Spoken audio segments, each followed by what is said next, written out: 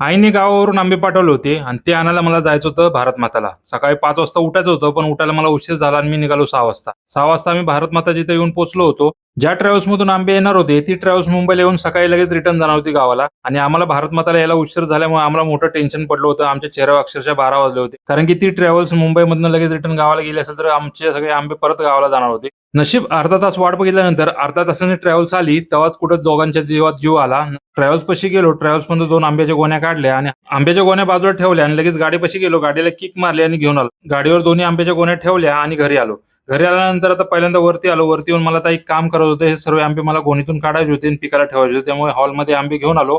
पहिल्यांदा गादी हातरून घेतली. गोणीतून सर्व आंबे गादीवर काढले. गादीवर काढल्यानंतर आता मला सर्व आंबे पिकाला ठेवायचे होते म्हणून एक-एक करून लाईनीत लावत होतो आंबे. सर्वजण आंबे लावून झाल्यानंतर आता मला एक काम करायचं होतं. म्हणजे आमचा गॅस संपला होता घरातला बायकोचा छोटासा.